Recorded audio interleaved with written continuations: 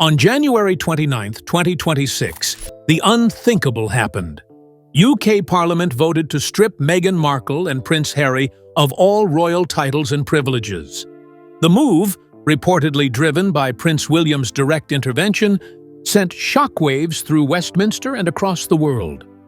The monarchy had spoken, and this time, it meant business. The day Parliament shook the monarchy.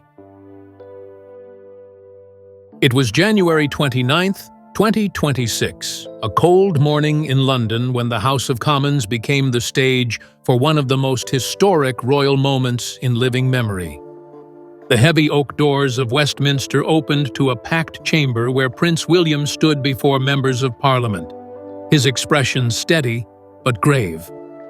What followed would change royal history, a formal, legal vote to strip Meghan Markle and Prince Harry of all royal titles and privileges.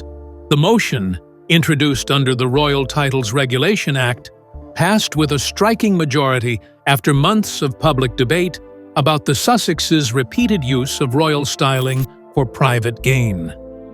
It was not symbolic. It was final. For the first time in centuries, Parliament itself had intervened in the constitutional identity of the monarchy. Cameras rolled as MPs rose to applaud what many called a moment of clarity, the monarchy reclaiming control from modern chaos. "Titles are not accessories," one senior minister said, "they are responsibilities." Within hours, Westminster corridors buzzed with disbelief, and newspaper headlines blazed across the city. "Crown reclaims its power." In Buckingham Palace, the response was measured silence, but aides described the atmosphere as electric, not of victory, but of relief. The decision wasn't just about titles, it was about restoring respect for an institution that had endured for more than 1,000 years. As the session adjourned, William left quietly through a side entrance, saying only 5 words to an aide. This was necessary for order. As the applause faded through Westminster's stone halls, attention turned to the question echoing across Britain. How did it come to this?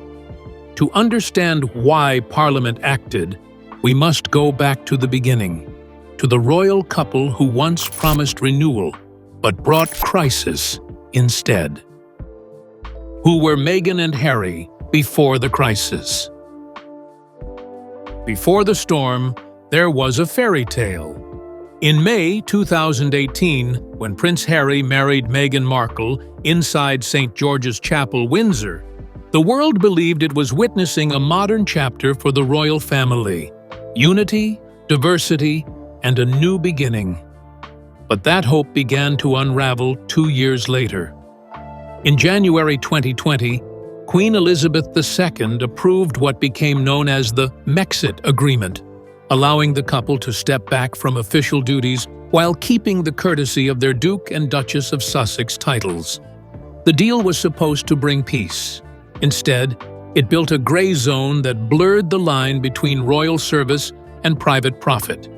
The palace trusted their word that they would not use RHRH styling or royal imagery commercially. Yet over time, that trust began to crack. At first, Buckingham Palace tolerated small lapses: private invitations printed with HRH, event introductions that referenced members of the royal family. These seemed harmless until the pattern grew. What was intended as independence soon looked like exploitation. Inside the palace, officials whispered that honor had replaced law, and that was the mistake. The Megxit framework wasn't legally binding. It depended entirely on mutual respect. When that respect faded, so did stability. By 2024, reports of inconsistencies in speeches, charity branding, and media appearances began surfacing. Senior courtiers warned that the Sussexes' dual identity, private entrepreneurs and public royals, threatened the credibility of the monarchy itself. One aide summarized the mood bluntly: You cannot be both royal and independent. It breaks the contract. And so, the breach widened. From the charm of a royal wedding to the tension of constitutional confusion, the question changed. It was no longer about family disagreement. It was about responsibility. The Crown now had to ask, how can someone reject duty but keep the privilege? The answer to that question would lead straight to the title paradox. The title paradox: privilege without responsibility.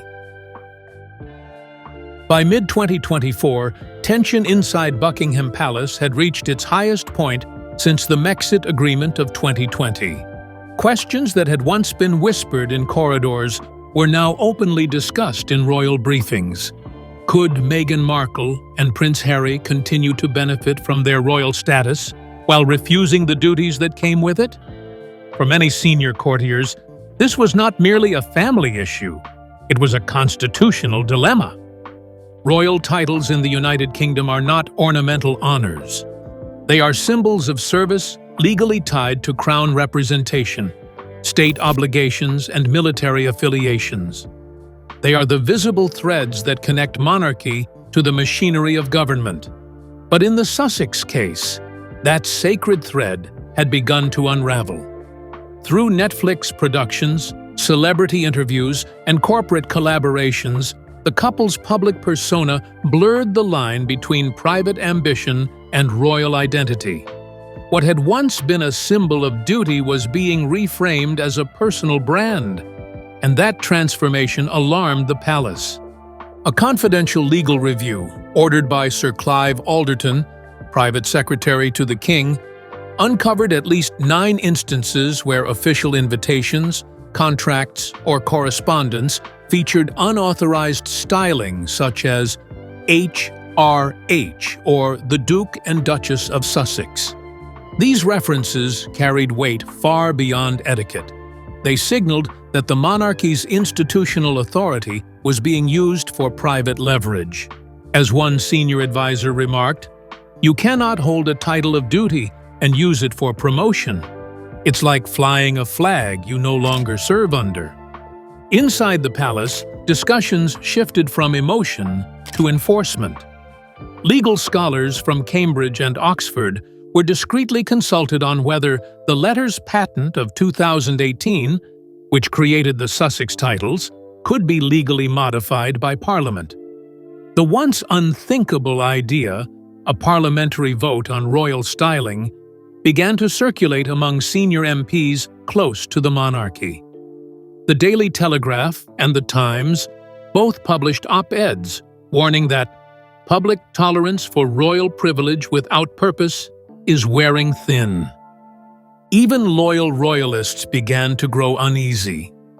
Meghan's continued use of royal seals in private correspondence, later revealed by journalists in early 2025, reinforced suspicions that commercial gain was being dressed up as royal influence. Public opinion began to shift sharply. Social media flooded with comparisons between the Sussexes' brand ventures and the centuries-old royal tradition of service. Within Buckingham Palace, the situation was given a name: the title paradox. It described the growing contradiction between freedom and duty, privilege and accountability. What had begun as an arrangement based on trust had turned into a constitutional fault line. In one internal memo, a senior legal advisor wrote, "We face not rebellion, but erosion, an erosion of meaning that undermines the Crown's moral authority." By late 2024, constitutional experts began drafting a royal titles regulation framework, a potential act that would allow Parliament to legally restrict the use of royal stylings for those outside official service. The move was radical, but increasingly viewed as necessary. The monarchy, said historian Robert Lacey, depends on faith in the idea that service earns status. The Sussexes have inverted that principle. Status now precedes service. Public frustration soon met institutional resolve. When Buckingham Palace's internal papers reached Prince William, he understood that the question was no longer theoretical. The monarchy was being tested not by scandal, but by misuse of symbolism, by the erosion of trust. And amid this slow burn of tension, one man was quietly preparing to end the debate for good. He was not yet king, but his authority within the institution was rising. The next move would belong to Prince William, the future monarch ready to draw the line between honor and exploitation. Prince William's strategic vision. While the Sussex drama played out in headlines, Prince William was working behind closed doors at Kensington Palace with constitutional advisors and senior courtiers. His approach was calm, methodical, and rooted in long-term reform. To him, titles were not sentimental trophies. They were instruments of service. In a series of private meetings in late 2025, William presented a blueprint to modernize royal law, proposing that non-working royals should lose styling rights automatically after a set duration, 10 years without service, titles retracted. Public mood gave him momentum. Polling by YouGov that November showed 61% of Britons favored removing the Sussex titles permanently. For William, the numbers confirmed that the monarchy's credibility depended on accountability. He spoke privately to aides, saying, "If we expect respect, we must enforce it." Over months, he built alliances in Westminster, consulting constitutional lawyers and sympathetic MPs about legislative options. By December 2025, William's strategy was fully formed. Protect the monarchy's reputation by redefining royal privilege as conditional, not permanent. He intended to make sure future generations could never exploit royal identity for profit again. This vision aligned with King Charles III's push for a streamlined, duty-focused crown. The stage was set for Parliament to act, and when it did, it would mark the most decisive royal reform since the abdication crisis of 1936. With William's plan quietly shaping the government's confidence, the Crown's patience with the Sussexes finally ran out.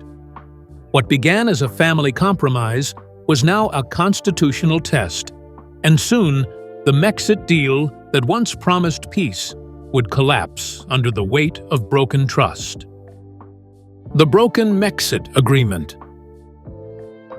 When the Megxit deal was signed in January 2020, it was meant to preserve dignity on both sides, a graceful exit that allowed Prince Harry and Meghan Markle to build private lives while maintaining respect for the crown. But by 2025, that fragile understanding had shattered. The agreement's key principle was simple. The Sussexes would no longer perform royal duties and would refrain from using HRH titles or official styling in public work. In return, the palace would maintain discretion, shielding them from media hostility.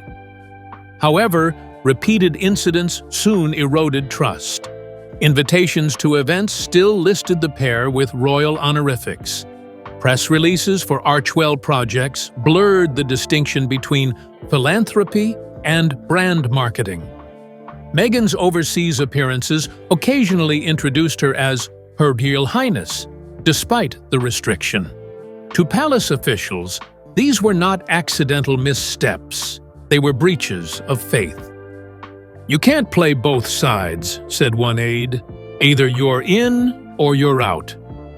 The Crown viewed this as a quiet rebellion, a symbolic tug-of-war over identity and influence. The deeper issue wasn't just wording, it was integrity. To the public, these blurred roles made it seem the Sussexes were enjoying royal benefits without the burdens of duty. Buckingham Palace advisors warned that the arrangement had become untenable. By autumn 2025, the palace began drafting contingency plans for a formal review of titles. The family agreement that once represented harmony now stood as a constitutional liability.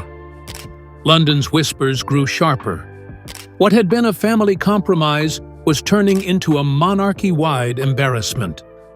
And while the Mexit cracks spread behind palace walls, another force was amplifying them in public view: Archewell. What started as a charitable foundation soon became a lightning rod for criticism, raising new questions about money, image, and blurred royal boundaries. Archewell, charity or brand machine? When Archewell Foundation launched in 2020, it was introduced as a non-profit mission for compassion and community. But by 2024, it had grown into a vast enterprise, blending charity work, media production, and personal branding under one sleek identity. Invitations to global summits listed Prince Harry and Meghan Markle with royal styling, creating confusion among diplomatic hosts. They were treated as semi-official royals, recalled a former Foreign Office aide, even though they'd left the system years ago. Archewell's financial structure deepened the unease. Partnerships with Netflix and Spotify, worth over $100 million, blurred lines between philanthropy and profit. While the Sussexes publicly promoted humanitarian causes, corporate entities tied to Archewell managed branding, licensing, and content distribution. Critics said the organization used royal prestige to attract investors and collaborators. "You can't trademark compassion," wrote one columnist in The Times. The foundation's glossy campaigns and celebrity collaborations contrasted sharply with its limited on-ground projects, prompting regulators to question its charitable identity. Behind palace gates, Princess Anne and senior courtiers monitored Archewell's expansion carefully. What worried them most wasn't the money, it was perception. Every photo, podcast, and documentary linked back to the crown's image, even when Buckingham Palace had no involvement. Insiders began describing Archewell as a shadow court, operating without accountability but with royal allure.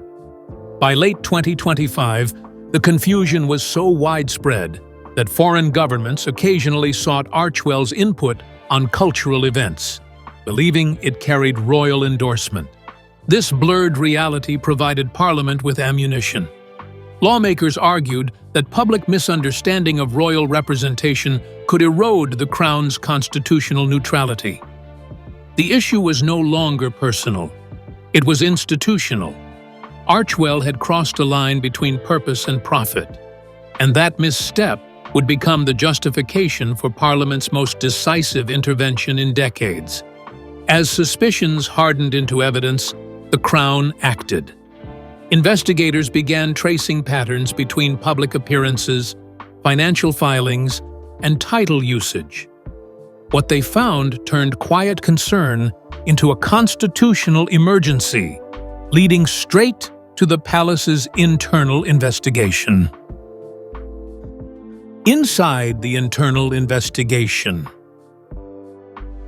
By late 2025, quiet conversations inside Buckingham Palace turned into a full-scale investigation.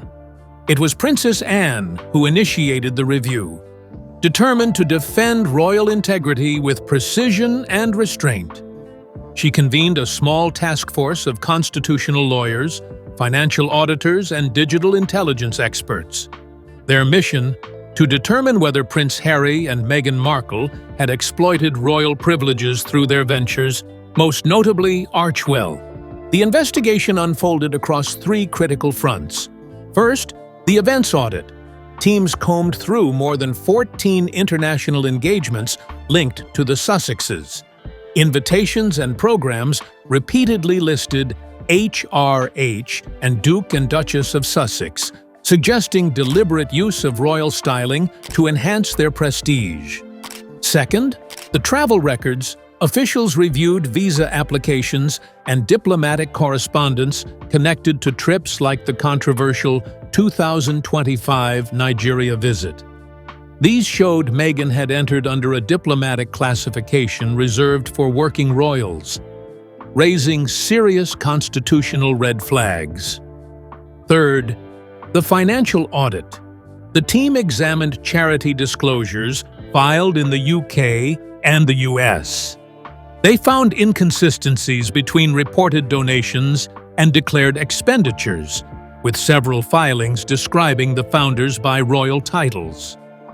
Each discovery deepened the alarm.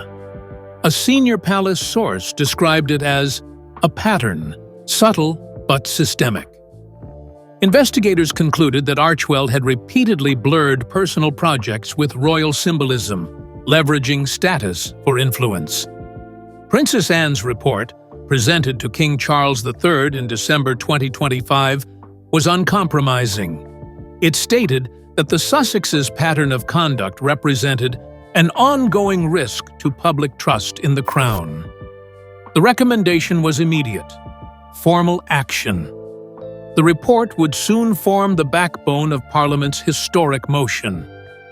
As the evidence reached the highest levels, the palace prepared its counterstrike. What followed next was not a leak or rumor, it was an official declaration, drafted in the Queen's own chambers and signed by the most trusted royals. It would become the statement that shook the world: the Joint Palace Declaration. The unprecedented Joint Palace Statement. On the morning of January 23, 2026, Buckingham Palace released a document unlike anything seen in modern royal history, a joint statement signed by Princess Anne and Prince William. Its tone was measured but firm, and its implications were seismic. For the first time in decades, two senior royals publicly condemned internal misconduct within the family, framing the issue not as personal betrayal, but as institutional protection. The statement opened with moral clarity. We are entrusted not with privilege, but with duty. The Crown's honor rests on transparency and truth. Then came 5 directives that would redefine the royal landscape. First, Archewell was officially disassociated from the royal household, stripped of any implied royal endorsement. Second, Harry and Meghan were prohibited from representing the Crown or the Commonwealth in any capacity. Third, King Charles III was formally advised to initiate a review of the Sussexes' titles under the Royal Letters Patent Act. Fourth, all royal charitable representation would be consolidated under a new entity, the Crown Service Foundation, to be chaired jointly by Princess Catherine and Princess Anne. And finally, the palace announced that audit findings were being submitted to UK and US regulatory authorities for review. The joint authorship of Anne and William sent an unmistakable signal. This was not about rivalry or politics, but unity of purpose.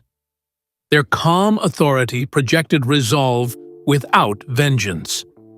Within 2 hours, the statement dominated headlines worldwide. Royal correspondents called it the Quiet Revolution of Windsor. It was a moment of reckoning that turned private discontent into public accountability. As one veteran journalist observed, the palace didn't shout, it simply closed the door. But the silence that followed was even louder. Across California and London, the world waited for the Sussexes to respond. What came next was not defiance, but a void. A pause that exposed the full scale of their unraveling. The monarchy had drawn its line, and now the fallout began with the Sussex silence and global collapse. The Sussex silence and global fallout. For 48 hours after the Buckingham Palace statement, the world heard nothing from Meghan Markle or Prince Harry.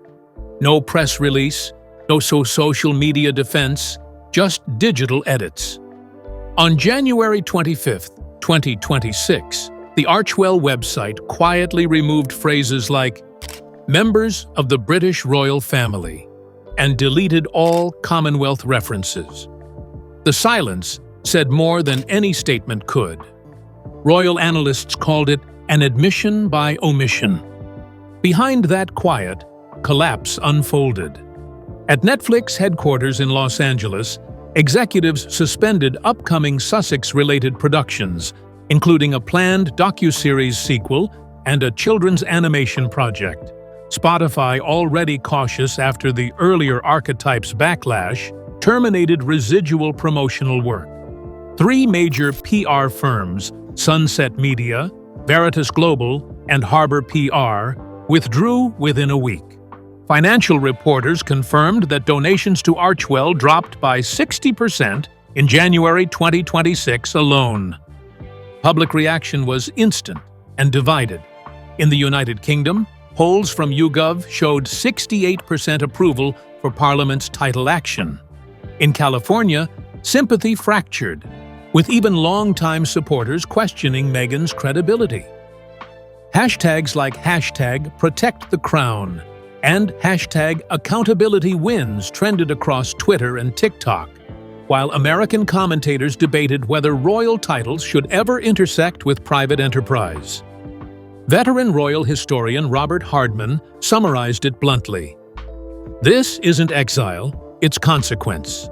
By early February 2026, the once golden brand that had defined Harry and Meghan's post-royal identity was losing traction everywhere. From Hollywood boardrooms to charity conferences, the silence had turned into isolation, and isolation into erasure. Yet one more act remained, the formal declaration that would make the loss permanent. What Parliament began, the monarchy would complete. The next chapter unfolded not in California, but in Windsor, where the crown moved from words to decree. Final decree: titles suspended, legacy erased. On the morning of February 5, 2026, the Royal Communications Office delivered its final notice. The statement, stamped with the seal of King Charles III, confirmed the suspension of all Sussex royal styling until further constitutional notice. Effective immediately, Harry Mountbatten Windsor and Meghan Markle were stripped of every remaining title, patronage, and royal insignia. Insiders described the mood inside Buckingham Palace as quiet but absolute. The decision followed the joint UK-US audit, which had uncovered misuse of donor funds, £1.8 million in unreported consulting fees tied to Meghan's personal brand advisors, and 3 instances where diplomatic visas were obtained under misleading royal status. Both the IRS and the UK Charity Commission froze Archewell's accounts pending deregistration. Legal analysts called it the sharpest accountability measure since 1936. Within 24 hours, Hollywood responded. Netflix canceled all pending Sussex projects. Amazon Prime declined a proposed docudrama, and 2 corporate sponsors, Coca-Cola and Unilever, quietly dissolved endorsement deals. Meghan's management team in Los Angeles resigned en masse. For Harry, the financial fallout was immediate. Private security costs rose by £3 million per year, with no royal subsidy to cover them. To replace the damaged legacy, the monarchy unveiled the Royal Humanitarian Charter, a new initiative launched by Princess Anne and Princess Catherine at Windsor Guildhall. Its founding pledge read, "Service is our inheritance. Duty, our only brand." The charter consolidated royal charitable work under one audited structure and banned personal branding within all royal service. As dusk fell over Windsor Castle, commentators noted the symbolism. 8 years after a fairy tale wedding captivated the world, the Sussex story closed with a legal document and a single signature: the King's. The crown had redrawn its lines. No title without service, no privilege without accountability. And so the chapter ended, not with a scandalous outburst, but with the quiet power of law. In the words of a senior courtier, history will not remember the noise, it will remember the correction. By February 2026, it was official. Meghan Markle no longer held a royal title, and Prince Harry stood outside the crown's circle. What began as rebellion ended as reckoning. The House of Windsor drew its line in history. No title without service, or privilege without responsibility. The era of indulgence was over.